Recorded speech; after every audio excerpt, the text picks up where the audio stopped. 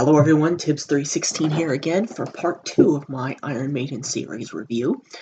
This next album, well first let me recap of the first one. We did the first album, of course, and a brief history of the band. Right now what we are going to do is we are going to take a look at their second album, Killers.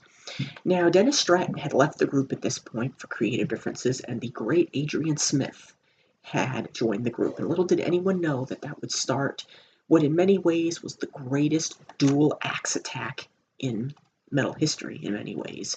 You know, Dave Murray and Adrian Smith, I don't think, even Watch Mojo had them down on the list of greatest.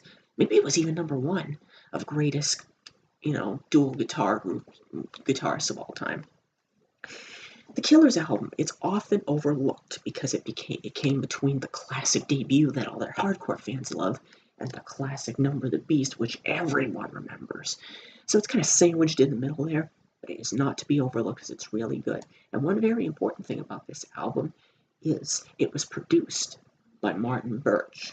And anyone who's a true rock fan should know who that name is. He's one of the best rock producers of all time. He produced Deep Purple's Machine Head. He produced, I want to say, I have to look it up. I probably should have. You can tell I do these on the spur of the moment. I don't really plan too much. My own knowledge gets me through. But yeah, they, at this point, before this album was released, they did their first live video release, Live at the Rainbow, I believe it was. Fantastic little show. It's about an hour long. You could probably find it on YouTube. It's also included in that early years box set that I mentioned in the last video. It's fantastic. And what's interesting is that the song Killers, they perform it, but the lyrics are completely different. It's great. And so let us begin with the Killers album. It starts out with the Ides of March, which is a fantastic, it's not really a fully fledged piece, like instrumental. It's primarily just a lead-in to the first true song on the album, in some ways. Right when you turn it on, it sounds so much richer, so much fuller, so more bombastic than the first album. And you can tell that Adrian has arrived. Now you're probably saying to yourself, what's the appeal of having two guitarists in a group? Because they both share the lead. Dave Murray is more frenetic. His style is more improvisation with his solos. They're more all over the place. Whereas Adrian meticulously plans out his solos, and his solos often try to tie into the melody of the actual song. You put the two of them together, and you have metal heaven. It's an orgasm of sound. It's so good. That goes into Wrathchild, which is I think it was a single off this album. It is one of their earliest, like big time, kind of a rebellious hit. For years, it was on their set list for most of the decade, I think, and they even brought it back in recent years on a couple of tours, I think. Great tune, just the drums, the rhythm section. I mean, most people now, remember Nico now, but Clive, even though he was only with them for a few years, God rest his soul, he was a fantastic drummer. And this album has some fantastic drumming. The rhythm section in general, Maiden's always had fantastic rhythm.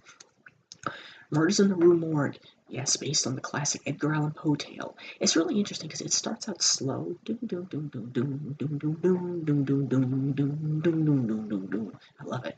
And then it goes full force, and it's really long. In terms of lyrics, Paul is going a mile a minute with his lyrics throughout the whole thing. It's great, and it paints a really good picture of the story. I haven't had the pleasure to read the story, but I do want to someday. Another Life, basic song. I mean, there's nothing that special about it, I would say. I wouldn't say it's filler. It has its own identity, that. But it's not one of their best songs. There are a couple songs on here like that, but it's still good. Just keep in mind, the first album were all songs that Steve Harris had been spending years writing. This was all new stuff he had to write, except for Wrathchild and maybe Innocent Exile. I think he already had written everything else he wrote specifically for this album. So it was the first time that he was contractually obligated to write or something like that. Genghis Khan, very good instrumental. It never gets enough credit. It's very kind of low key.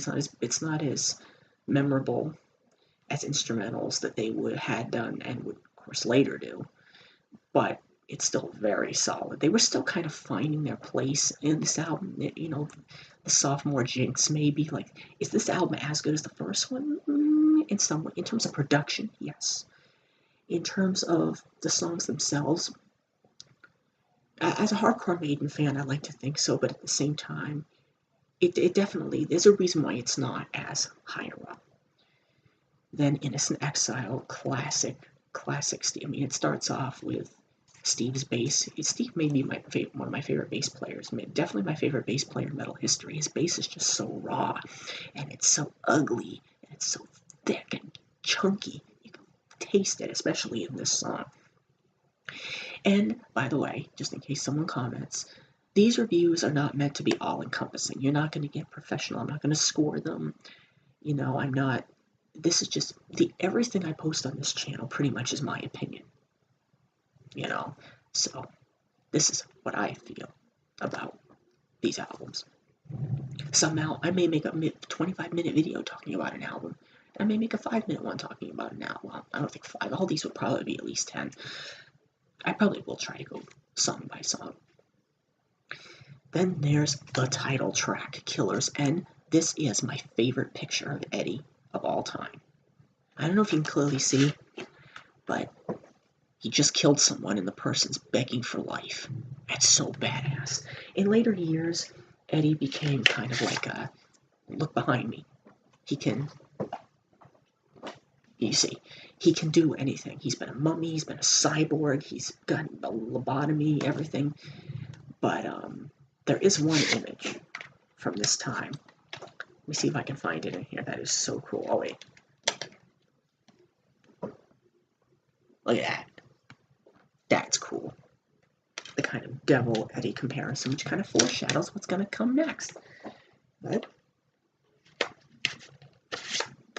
the song Killers is pretty much about a killer, someone stalking someone.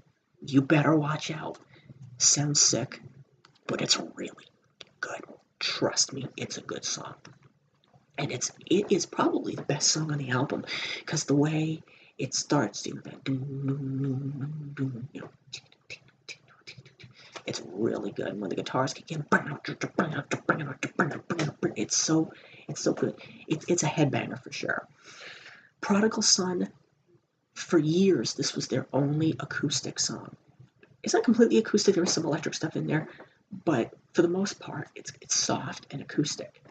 Now, I'm sure some Maiden fans might have been disappointed by that, but in my opinion, everyone has to grow. You don't want to be playing the same stuff for 10, 20 years. You want to progress. You want to grow. People say Metallica sold out with the Black Album. People say Green Day sold out with American Idiot. No one wants to play the same 3 chords all their lives, right? You got to progress. You got to bring what's in here and what's in here out. That's what I'm doing now. Purgatory. The last 3 songs, Purgatory, Twilight Zone, and Drifter, they are the songs that, to the best of my knowledge, they never really performed live, even though Twilight Zone was a single. It might have been the single from this album. It's got another great piece of artwork, like a girl looking in a mirror and Eddie kind of looking back or something like that. They're all great songs. They've been forgotten in the lexicon of Iron Maiden releases, and I can see why. Because compared to what is coming next, I could totally see why no one remembers this album, except for Maiden fans. But it's a great album. If you love Maiden, you will love this. I mean, there are days, literally, where I find myself getting many songs from this album stuck in my head. I have all their stuff on my phone, because you never know when you're going to need it. Matter of fact, just thinking about doing these videos on my walk to work yesterday, I started listening to some stuff. That's the power of the beast. Well, at this point, they went on a tour with Kiss at this point, supporting them. As a matter of fact, the Killer shirt that I was wearing in the last video has the tour listed on the back. I think they came here. They went to some countries around the world, but they were supporting Kiss, and it really gave them a chance to see the theatrical side of it, which they obviously would catch up on a little bit if you've ever seen any footage of them playing live in the last 30 years. Now, Paul Di'Anno, their singer. Love Paul. Awesome singer. Unfortunately, he just he wasn't treating himself well. The road was getting to him. I think he was a drinker. He just didn't. It wouldn't have worked. He would have imploded on the road, I think.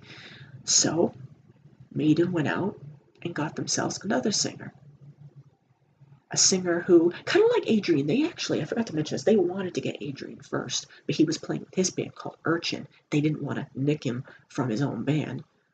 But when Dennis left, they called him up and said, come on, Ian, do you want to join us? And he was like, yeah, because Urchin was not doing very well. I've heard some of their stuff. They're not bad, but they went nowhere. So they looked to a band called Samson. Probably none of you know who that is, but you probably know who their singer is. A little chap by the name of Bruce Bruce. I swear that was his actual stage name, but his real name was Bruce Dickinson. He officially joined Maiden in late 81, early 82. And the results were spectacular, as we will discuss on the next album. And yes, there are probably some of you that may have skipped over these first two, but you're going to want to tune in for the next one, because the next one is the album that made Maiden international superstars and legends that will live on forever. Next time, we tackle The Beast. Take care, everyone. Have a great day. Up the irons!